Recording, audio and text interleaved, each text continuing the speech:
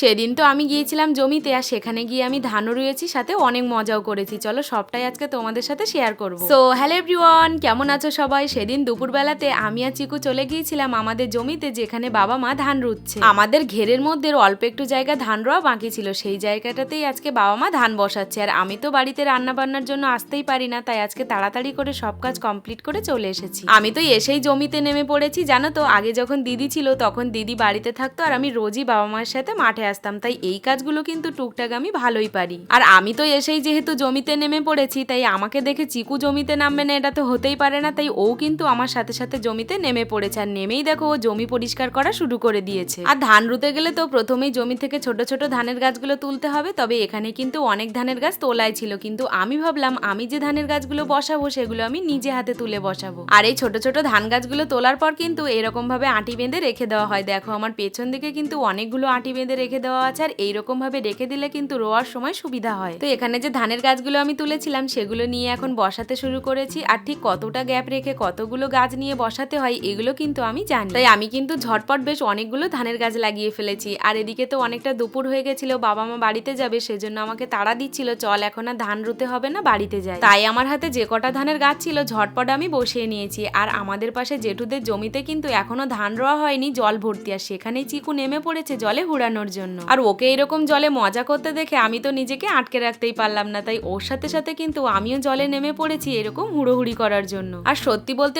অনেকদিন পর মনে হচ্ছিল ছোটবেলার মতো মজা করছি, কারণ আমরা যখন আগে ছোটবেলায় বাবা মার সাথে জমিতে আসতাম তখন কিন্তু আমরা এইরকমই করতাম। আর আমাদের চিকু যেদিন থেকে মামার বাড়িতে এসছে ও কিন্তু কারো না কারোর সাথে দিনে একবার হলেও এরকম জমিতে এসে জলের মধ্যে হুড়োহুড়ি করবে। আর আজকে তো আমরা জলের মধ্যে এতটাই লাফালাফি করেছি, দেখো জলটা একদম কালো হয়ে গেছে, সাথে সাথে কিন্তু আমাদের মুখেও দেখো কাদা ভর্তি হয়ে গেছে। যাই হোক, আজ অনেকদিন পর কিন্তু মাঠে এসে ভীষণ মজা করলাম। তো চলো আজকে ভিডিওটা এই পর্যন্তই, তোমরা সবাই ভালো থেকো, টাটা।